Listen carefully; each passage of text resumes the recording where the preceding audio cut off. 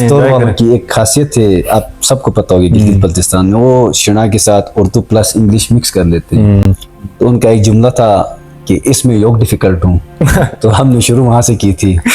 सबसे पहले मैं टिकटॉक में, जब मैं एबटाबाद में था तो वहाँ पे अक्सर मैं, ये मोबाइल नहीं थी मेरे पास, एक छोटी सी मोबाइल थी, वो कज़न देखता रहता था टिकटॉक, वो बनाता था, तो मैं उससे मुतासिर हुआ, तो एक छोटा सा मोबाइल लिया, फिर लाके मैंने टिकटॉक पे वीडियोस बनाना स्टार्ट किया, फनी वीडियोस बनाता था उस वक्त। देखिए, जहाँ तक एक्टिंग की बात है, ये जितनी आपको इज्जत दिखती है उतनी होती नहीं है। तो वो कहते हैं ना, शिना में एक विषय वो बोलते हैं हमारे वो कि बेटो को नट समझ, बिल्कुल, तो जितनी इज्जत दिखती है इतनी होती नहीं है। मदर टंग जो है शिना, उसको प्रमोट करे, और हमारे गिलगित बल्तिस्तान के जो लोग हैं जिनको उर्दू समझ नहीं आती उनको एंटरटेन करे, जो बूढ़े हैं हमारे।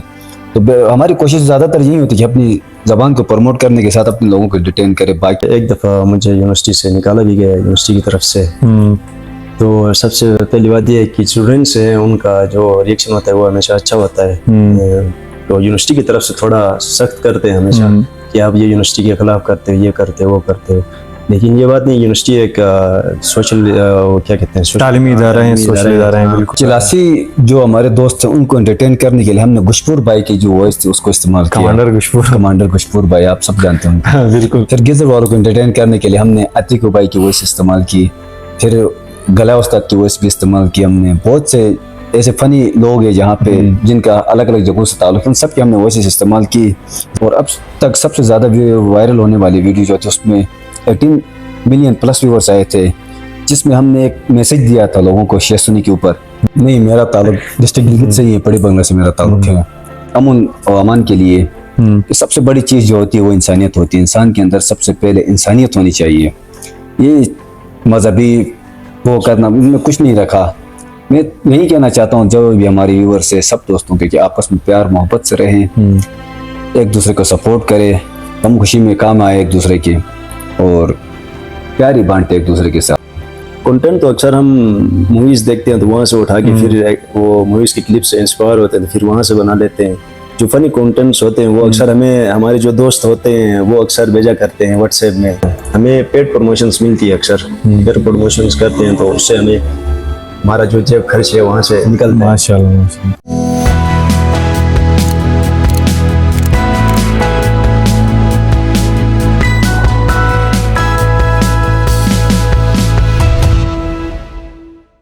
बिस्मिल्लाहिर्रहमानिर्रहीम, अस्सलाम वालेकुम नाज़रीन कराम, आप देख रहे हैं गिलगित मीडिया नेटवर्क के साथ उसामा कुरैशी आप सबकी खिदमत में हाजिर है। और आज हम बात करने जा रहे हैं गिलगित बल्तिस्तान के दो ऐसे टिकटॉकर्स हैं जिन्होंने गिलगित बल्तिस्तान में बहुत ही कम अरसे में अपना नाम मनवाया है और अपने नाम को रोशन करवाए हैं। नाज़रीन कराम, हमारे जो मेहमान हैं वो किसी भी तारुफ के मोहताज नहीं है। आपने सोशल मीडिया पे देखा होगा, गिलगित बल्तिस्तान के टिकटॉकर हैं मेरी मुराद मोहम्मद काशिफ उर्फ बूशो के नाम से ये मशहूर हैं। और साथ साथ हमारे मेहमान हसीब बोंजवी साहब टिकटॉकर हैं। दोनों को हम वेलकम कहते हैं और उनका शुक्रिया अदा करते हैं। काशिफ साहब और हसीब साहब, आप दोनों का गिलगित मीडिया नेटवर्क में आने का हम वेलकम कहते हैं और आपका शुक्रिया अदा करते हैं कि आप दोनों ने हमारे लिए वक्त निकाला। Thank you. अच्छा सर, हम शुरू कर लेते हैं काशिफ साहब से। काशिफ साहब, आप कैसे हैं? खैरियत से हैं? जी अल्हम्दुलिल्लाह ठीक। और काशिफ साहब का नाम आप लोगों को न्यू लगा होगा क्योंकि ये बूशो के नाम से मशहूर हैं। काशिफ साहब, थोड़ा अपना नाम के हवाले से बताएं, ये बूशो का लक़ब कैसे मिला, किसने दिया है? इतना खूबसूरत आपका नाम है, मोहम्मद काशिफ हैं और माशाल्लाह खूबसूरत भी हैं और साथ साथ फिर आपके पास स्किल्स भी हैं, नाम बूशो रखा है। तो बूशो कैसे आपको मिला, माशरे में या घर की तरफ से? जी अल्हम्दुलिल्लाह, बूशो नाम जो है वो दोस्तों की तरफ से दिया गया था, उनकी तरफ से रखा गया नाम, दोस्तों की तरफ से। सर, टिकटॉक पे कैसे आए? सोशल मीडिया पे अगर बात की जाए तो गिलगित बल्तिस्तान में मतलब हमारे जो साइडों के लोग हैं, specially TikTok, Facebook, Instagram, YouTube, इन चीज़ों को अच्छा नहीं देखा जाता है कि आपने इतना बड़ा एक प्लेटफॉर्म को चूज़ किया, उसके ऊपर से स्ट्रगल किया। तो कैसे आना हुआ? किसी इंस्पायर हुए थे या अपनी मतलब शौक से आए यहाँ पे? इंस्पिरेशन तो खैर कोई नहीं थी किसी से इंस्पायर होकर, नहीं, लेकिन एक टिकटॉक एक ऐसा प्लेटफॉर्म है जहाँ पे हर बंदा अपना जो टैलेंट है उसको दिखा सकता है। ये वर्ल्ड लेवल का एक प्लेटफॉर्म है जहाँ पे आप अपने टैलेंट को दिखा सकते हैं। बिल्कुल। और जहाँ तक बात रही हमारे आने की, तो पहले हमने जब हम पुलिस ट्रेनिंग में थे तो उस टाइम हमने एक छोटी सी क्लिप बनाई थी डांस की, ठीक। कल्चरल डांस थी गिलगित बल्तिस्तान की। तो उसको हमने पहले ही अपलोड किया। अपलोड करने के बाद देखा हमारी फर्स्ट वीडियो थी जिसमें हमें तकरीबन 30-35 हज़ार प्लस व्यूअर्स आए। तो उसके बाद हमें भी सही मोटिवेशन मिली, तो हमने सोचा क्यों ना हम इस जर्नी को आगे कंटिन्यू रखते हैं। ठीक। तो उसी के साथ हमारी जर्नी शुरू हुई थी। ठीक। हसीब साहब कैसे हैं आप? अल्हम्दुलिल्लाह मैं ठीक। नाज़रीन कराम, हम अपने दूसरे गेस्ट की थोड़ी प्रोफाइल स्टेटस उसके इंट्रोड्यूस आपको करवाते हैं। हसीब साहब का ताल्लुक गिलगित बल्तिस्तान ज़िला गिलगित बोंजी से है। अगर बोंजी को देखा जाए तो शहीदों की गाजियों की सरजमीन कहा जाता है, और शहीदों की गाजियों की सरजमीन से ताल्लुक़ रखने वाला टिकटॉक स्टार हसीब बोंजवी, कैसे हैं आप? सबसे पहले अपने नाज़रीन को अस्सलाम वालेकुम। मैं ठीक हूँ अल्हम्दुलिल्लाह। हसीब साहब, आपका ताल्लुक तो माशाल्लाह एक अच्छा इलाके से हैं जहाँ पे शहीदों की और गाजियों की सरजमीन है। ज़्यादातर आपके जो लोग हैं वो आर्मी पे होते हैं, मेडिकल पे होते हैं, तो आप टिकटॉक पे कैसे हैं? सबसे पहले मैं टिकटॉक में जब मैं एबटाबाद में था तो वहाँ पे अक्सर मैं ये मोबाइल नहीं थी मेरे पास, एक छोटी सी मोबाइल थी, वो कज़न देखता रहता था टिकटॉक, वो बनाता था। तो मैं उससे मुतासिर हुआ तो एक छोटा सा मोबाइल लिया, फिर लाके मैंने टिकटॉक पे वीडियोस बनाना स्टार्ट किया। फनी वीडियोस बनाता था उस वक्त। तो वीडियोस बनाने के बाद तो वीडियो में व्यूज़ काफ़ी अच्छे आए, तो मुझे मज़ा आया और भी वीडियोस बनाता गया। तो इसी तरह ये सिलसिला चलता रहा। उसके बाद मैं गिलगित आया तो वहाँ पे मुझे थोड़ा सा डिस्टर्बेंस हुई, नेटवर्क ये वगैरह इशूज़। हसीब साहब, देखा जाए तो आपने अपना जो कैरियर है वो मतलब तालीम के साथ शुरू किया है, और एबटाबाद से आपकी जर्नी शुरू होती है। तो जब आप एबटाबाद में स्टडी कर रहे थे, वहाँ पे पढ़ रहे थे, उस वक्त जब आपने वीडियो टिकटॉक पे अपलोड किया तो उस वक्त घर वालों का एक्सप्रेशन कैसे थे? घर वाले ने आपको कैसे देखा? मतलब डांटा नहीं कि इस तरह की एक्टिविटीज आप ना करें, ये अच्छे नहीं है? आज से 4-5 साल पहले अगर देखा जाए तो मोबाइल यूज़ करना भी मतलब हमारे जो पेरेंट्स थे वो ऐप समझते थे, तो उस वक्त आपको डर खौफ महसूस नहीं हुआ था जब फर्स्ट टाइम आपने वीडियो अपलोड किया था? नहीं, तो ऐसा घर में तो मुझे फ्री हैंड बाय हैंड छोड़ दिया था। ये मैं जब छोड़ा था शायद उस वक्त से मैं इन चीज़ों में इंटरेस्ट ज़्यादा था मेरा, तो इसलिए घर वालों ने मुझे फ्री हैंड छोड़ा था इन कामों में। तो घर वाले मुझे भी कुछ नहीं कह रहे थे। घर वालों का बहुत ही मैं मशकूर हूँ कि उन्होंने आपके साथ सपोर्ट किया।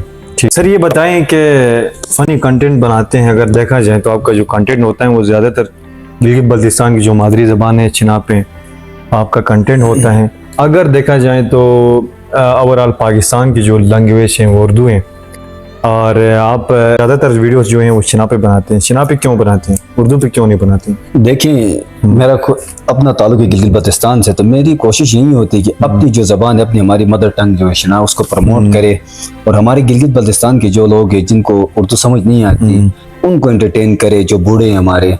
तो हमारी कोशिश ज़्यादातर यही होती है कि अपनी ज़बान को प्रमोट करने के साथ अपने लोगों को एंटरटेन करे। बाकी जहाँ तक उर्दू कंटेंट का सवाल है, बीच में हम हल्का उर्दू कंटेंट भी चला लेते हैं। जब फर्स्ट टाइम आपने वीडियो बनाया, टिकटॉक पे अपलोड किया, तो क्या समझ लिया था कि इतना बड़ा मुकाम जाके बूश बहुत मशहूर होगा, गिलगित बल्तिस्तान का एक स्टार होगा, और इस मुकाम का कभी आपने जहन में सोचा था यार मेरा ये जो ड्रीम है, ये जो ख्वाब है, ये पूरा होगा? नहीं, ये सोचा तो मैंने बिल्कुल भी नहीं था। सीरियस सी बात है। बिल्कुल। जब 1-2 वीडियोस अपलोड की, जो पब्लिक का हमें रिएक्शन मिला, बहुत ही ज़बरदस्त रिएक्शन मिला, और जो प्यार लोगों से हमें मिला, उसे देख के हमने सोचा कि क्यों ना हम इस जर्नी को आगे कंटिन्यू रखते हैं। और अल्हम्दुलिल्लाह अभी तक जितने भी गिलगित बल्तिस्तान के लोग हैं बेहतरीन सपोर्ट कर रहे हैं हमें। हसीब साहब, ये बताएं आपका जो कंटेंट है, अगर देखा जाए तो आप पोइट्री के ऊपर भी बनाते हैं, फिर मॉडलिंग, एक्टिंग के ऊपर आप करते हैं। माशाल्लाह आपका जो एक्टिंग स्टाइल है बहुत ही ज़बरदस्त और यूनिक है।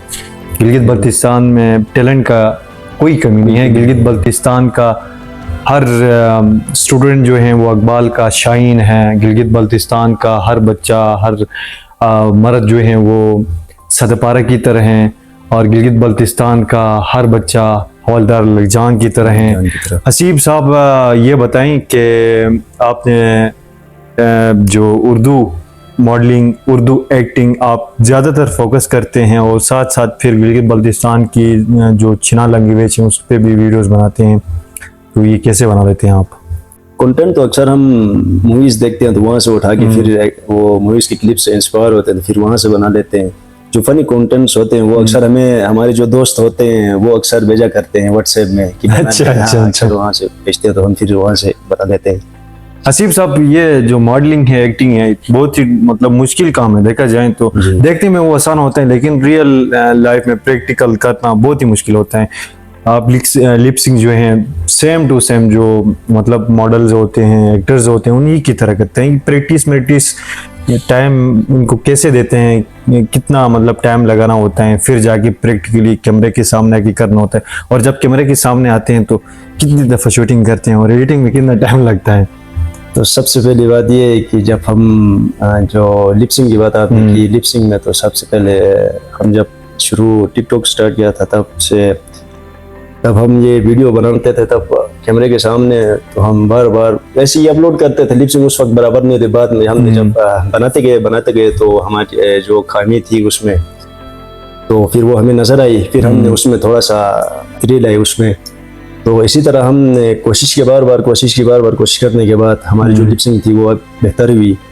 अब जब हम कैमरे के सामने आते हैं तो तकरीबन 7, 8, 10 बार भी हम वो एक्टिंग बार बार करते हैं कैमरे के सामने भी आके। 10 या 12 जो वीडियो रिकॉर्ड करते हैं, शूट करते हैं, तो फिर तब हमारी एक वीडियो जाके कंप्लीट होती है। ठीक हो गया। काशिफ साहब, बड़ी टीम लेके घूमते फिरते हो, एनी टाइम जब भी वीडियो अपलोड होता है तो पूरे आपके पीछे 10-12 मतलब एक्टर्स होते हैं, मॉडल्स होते हैं, उनको कैसे मैनेज करते हैं, उन सबको कैसे सिखाते हो? मतलब फ्रंट बैक आप करते हैं भी, आप मतलब फनी बनाते हैं तो कभी जाके पुश्ती सॉन्ग जो होता है उस पे बनाते हो और कभी जाके उर्दू पे, तो टीम को मैनेज कैसे करते हैं और उनको कैसे आप प्रैक्टिकली करवाते हैं? और आप भी बताएं कि आपका ये जो कंटेंट हैं ये भी टफ हैं, इसमें देखा जाए तो फनी कंटेंट बनाते हैं और एक्टिंग करना बहुत ही मुश्किल होता है, स्पेशली देसी जो वीडियोस होते हैं वो आप करते हैं, तो उन सबको कैसे आप कर लेते हैं? देखिए, जहाँ तक एक्टिंग की बात है, ये जितनी आपको इज्जत दिखती है उतनी होती नहीं है। तो वो कहते हैं ना, शणा में एक मिसर वो बोलते हैं हमारे वो कि बेटो को नट समझ है। बिल्कुल। तो जितनी इज्जत दिखती है इतनी होती नहीं है, क्योंकि आपको हर रोज एक नया कंटेंट लेकर आना पड़ता है और हमें जो कंटेंट मिलता है वो हम अब हमारी अपनी जो डेली लाइफ होती है वहाँ से पिक करते हैं। जो रियल लाइफ में हमारे जो होते हैं दोस्तों के साथ या हमारे साथ या किसी और के साथ, उसके ऊपर ही हम वीडियो बनाते हैं। और जहाँ तक एक्टिंग की बात है, दोस्तों की जो पीछे होते हैं हमारे, उनको हर बंदे को हम अपना अपना रोल बता देते हैं कि आपका भाई रोल ही है, आपका ये, आपका ये। ठीक हो गया। और रीटेक्स तो होती रहती है, क्योंकि इतनी बड़ी बड़ी मूवीज बनती है, इतनी बड़ी इंडस्ट्री होती है, वहाँ पे इतने बड़े बड़े बिल्कुल गलतियां होती हैं, उनके भी रीटेक्स 10-10, 12-12 बार होती हैं। बिल्कुल। तो हमारी भी 3-4 बार रीटेक्स होती है। ना ही हम कोई घर से तैयारी करके जाते, बस जाते हैं, कैमरा खोलते हैं, सामने आते हैं, तो जाहिर से बात 1-2 गलतियां होती है, फिर रीटेक्स होती है। आसिफ साहब, सोशल मीडिया पे और टिकटॉक्स के अलावा क्या एक्टिविटीज़ होती हैं, स्टडी वगैरह आपका मतलब क्या करते हैं? जस्ट ये वीडियोस बनाते हैं या मतलब इसके साथ कुछ और भी करते हैं? नहीं, मैं पढ़ता भी हूँ। मैं रायपुर इंटरनेशनल यूनिवर्सिटी का स्टूडेंट हूँ, ऐसा CS। और उसके साथ मैं टिकटॉक्स भी बनाता हूँ लोगों को एंटरटेन करने के लिए। ठीक हो गया।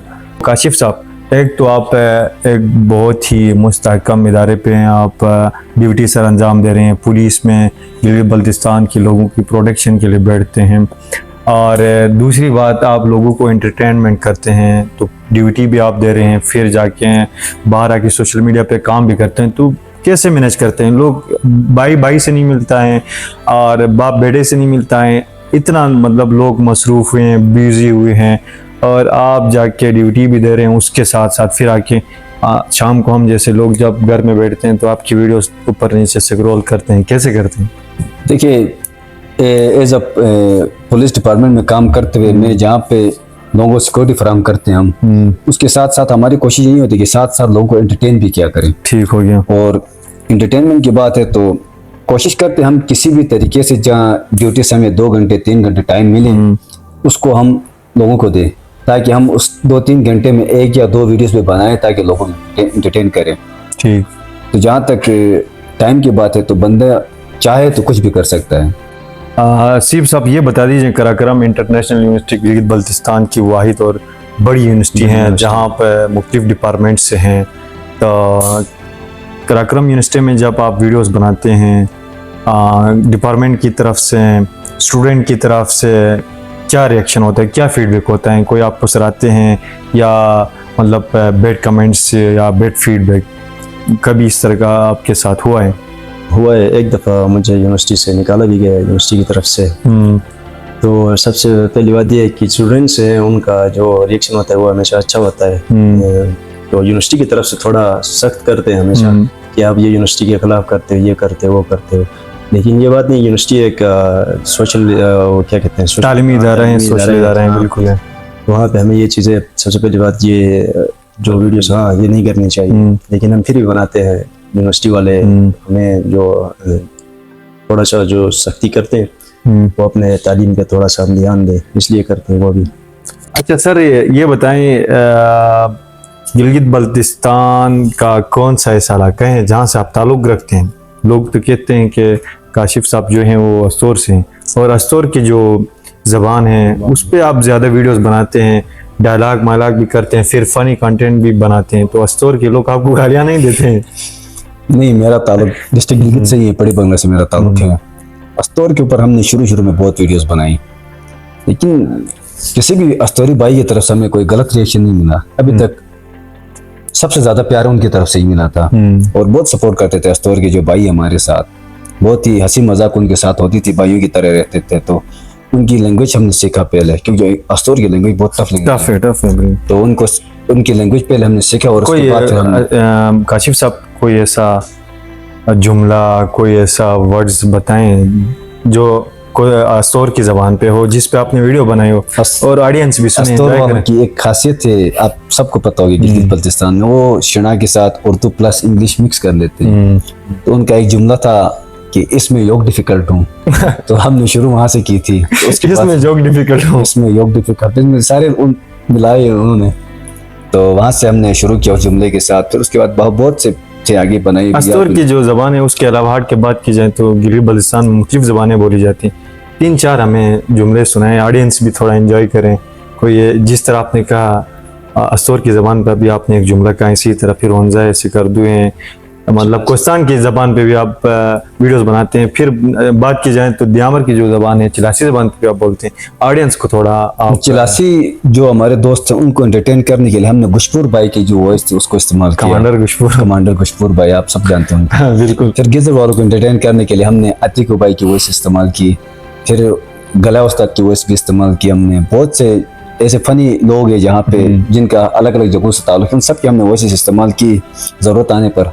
बाकी तो खैर हम खुद ही वॉइस रिकॉर्ड करते हैं। हमारे बल्ती भाई से कर दूंगे, हाँ भी नहीं छोड़ा हमने। अच्छा, कर दूँ भी नहीं छोड़ा।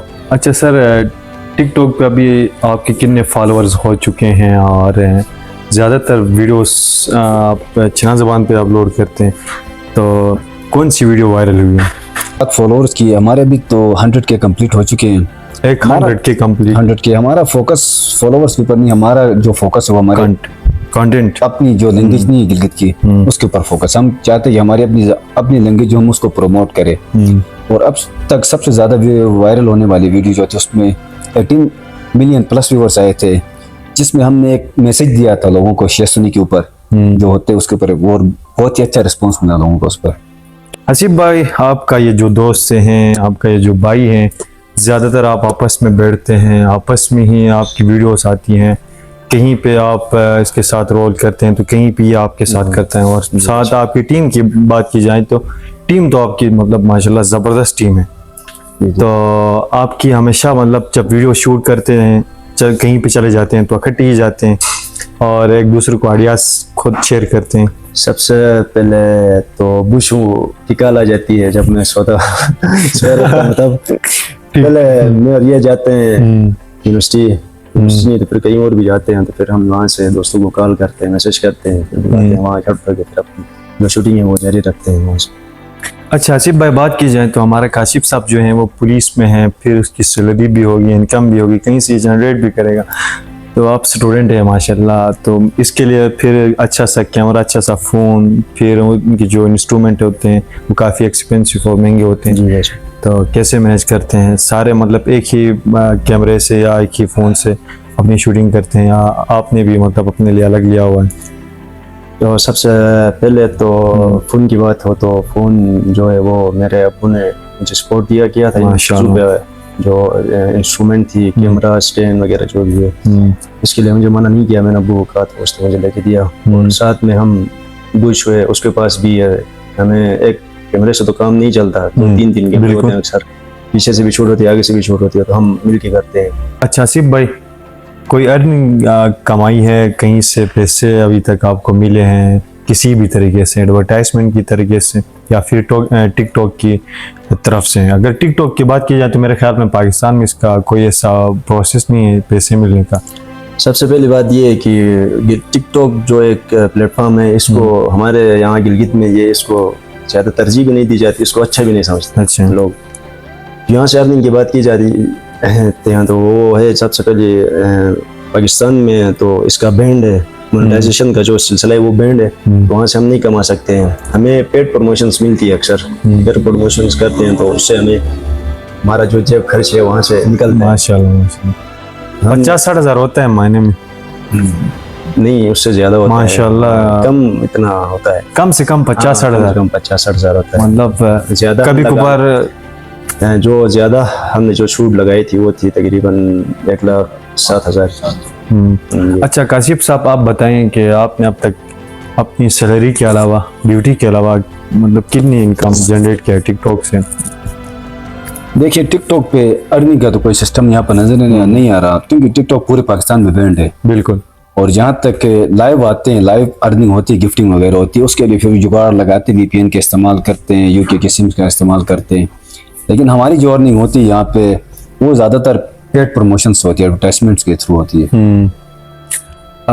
काशिफ साहब, इतने बड़े फेमस सेलिब्रिटीज़ हैं आप, वीडियोस आप बनाते हैं माशाल्लाह कमाल की, तो जो आपके फॉलोअर्स हैं, जो आपको फॉलो करते हैं, आपको कमेंट्स देते हैं, वो मैसेज वगैरह नहीं करते हैं यार हमारा ये वीडियो रिपोस्ट करें, हमारा ये शेयर करें, प्लीज़ हमें रिस्पांस देते? फिर इन सब को आप कैसा फेस करते हैं? इसी तरह का भी मतलब एक बैरियर आता है, मैसेजेस आते हैं, कॉल्स आते हैं, उन सब को आप कैसे डील करते हैं? देखिए, जितना मुमकिन हो सके हम टाइम देते हैं फैंस को, और मैसेजेस तो आपको पता है इनबॉक्स में बेइंतहा मैसेज आते हैं। अब सबको हम रिप्लाई भी नहीं कर सकते, सब नाराज होते हैं। और टिकटॉक पे आप रिप्लाई ना करें, आपके व्हाट्सएप नंबर पे कॉल होता है, क्योंकि गिलगित एक छोटी सी जगह है, यहाँ पे हर किसी के पास नंबर होता है। तो कोशिश करते हैं जितना हम सपोर्ट कर सके, अपने दोस्तों को भी सपोर्ट करते हैं। आसिफ भाई की तरफ बढ़ते हैं। अच्छा आसिफ भाई, या आखिरी हमारी सवाल है, इसके बाद हम काशिफ साहब की तरफ आते हैं, फिर प्रोग्राम को हम एंड कर लेंगे। आसिफ भाई, ये बताएं कि गिलगित बल्तिस्तान की जो हमारी यूथ हैं, हमारी न्यू जनरेशन है, वो टिकटॉक पे आजकल बहुत ज़्यादा एक्टिव हैं, वीडियोस बनाती हैं। आपके पास एक्सपीरियंस हैं क्योंकि आपने इस फील्ड के ऊपर काम किया है, एक स्ट्रगल किए हैं, उसके बाद आपने एक बड़ा मुकाम अपने नाम किया है। जो हमारे यूथ हैं, न्यू जनरेशन है, स्पेशली जो आपके फैंस हैं, उनको क्या पैगाम मैसेज देना चाहोगे गिलगित बल्तिस्तान के अमन के हवाले से, गिलगित बल्तिस्तान की तरक्की के हवाले से? आखिरी पैगाम मैसेज दें, उसके साथ हम काशिफ साहब की तरफ बढ़ जाएंगे। मैं सबसे पहले अपने फैंस को यार मेरी तरफ से जो मुझे सपोर्ट करते हैं उनको, तो अपने फैंस को मैं ये पैगाम देना चाहूँगा मैसेज कि गिलगित में अमन और प्यार से रहें, फसादात और इन चीज़ों से दूर रहें। शिया सुन्नी इस्माइलिया, ये जो अक्सर हम टिकटॉक में देखते हैं, जब मुहर्रम का महीना आता है तो जो हमारे शिया बरादरी है वो वहाँ से लगे रहते हैं, यहाँ से हमारे सुन्नी लगे रहते हैं एक दूसरों को झगड़ने में। बिल्कुल। तो मैं अपने गिलगित बल्तिस्तान के भाइयों को ये पैगाम देना चाहूँगा, सबसे पहला ये जो फसादात इन चीज़ों से दूर रहें। इधर सब मुसलमान हैं, मिल के बैठें, आपस में प्यार मोहब्बत बांटे, ये फसादात से दूर रहें। काशिफ साहब, आखिरी सवाल, आपके जो फैंस हैं और स्पेशली इस वक्त गिलगित बल्तिस्तान के जितने भी बासी हैं, चाहे वो पाकिस्तान में है, चाहे वो पाकिस्तान से बाहर किसी भी मुल्क पे आपकी ये वीडियो देख रहे हैं और आपसे मोहब्बत भी करते हैं, यहाँ की जो पब्लिक हैं, उनको अमन गिलगित बल्तिस्तान की तरक्की के हवाले से फाइनली क्या पैगाम मैसेज देना चाहोगे, क्योंकि आपकी जो एक पैगाम मैसेज है उससे गिलगित बल्तिस्तान की जो यूथ है उनके अंदर चेंजिंग आ सकती है। देखिए व्यूवर्स, तो हमारे जो हैं गिलगित बल्तिस्तान के अलावा जो हमारे गिलगिती दोस्त हैं वो जो कि बाहर फॉरेन कंट्रीज में हैं, तो उनके वो भी हमें बहुत सपोर्ट करते हैं। लेकिन मैं यही कहना चाहूँगा कि अमन और अमान के लिए कि सबसे बड़ी चीज़ जो होती है वो इंसानियत होती है। इंसान के अंदर सबसे पहले इंसानियत होनी चाहिए। ये मजहबी वो करना में कुछ नहीं रखा। मैं यही कहना चाहता हूँ जो भी हमारे व्यूअर्स है सब दोस्तों के कि आपस में प्यार मोहब्बत से रहें, एक दूसरे को सपोर्ट करें, गम खुशी में काम आए एक दूसरे के, और प्यार ही बांटे एक दूसरे के साथ। सो नाज़रीन करम, आज का हमारे ये स्पेशल प्रोग्राम इख्तिताम पजीर होता है और आज के हमारे इस प्रोग्राम के जो मीर महफिल्स थे, जो मेहमान थे, वो किसी भी तारुफ के मोहताज नहीं थे। और गिलगित बल्तिस्तान में इन लोगों ने गिलगित बल्तिस्तान की ज़बान के ऊपर काम किया है। गिलगित बल्तिस्तान के लोगों को हमेशा इन्होंने अमन के पैगाम और मैसेज दिए हैं। और नाज़रीन कराम, इसी तरह हम मज़ीद प्रोग्रामात करते रहेंगे और गिलगित बल्तिस्तान की यूथ को हम प्रमोट कर लेंगे। गिलगित बल्तिस्तान की जो नौजवानों में जो टैलेंट हैं, काशिफ भाई और हसीब भाई की तरह जो टैलेंटेड बॉयज़ हैं, चाहे वो स्टूडेंट हो, चाहे वो एक्टर हो, चाहे वो सिंगर, जो भी किसी भी फील्ड से ताल्लुक़ रखता है, उनको हम इंशाल्लाह प्रमोट करने की कोशिश करेंगे। और आज का हमारा ये स्पेशल प्रोग्राम यहाँ पे इख्तिताम पजीर होता है और मिलते हैं बहुत जल्द एक न्यू मोटिवेशनल, एक न्यू वीडियो लेके आप सबकी खिदमत में। तब तक अपने मेज़बान उसामा कुरैशी को दीजिए इजाज़त। देखते रहें गिलगित मीडिया नेटवर्क। अल्लाह हाफिज़।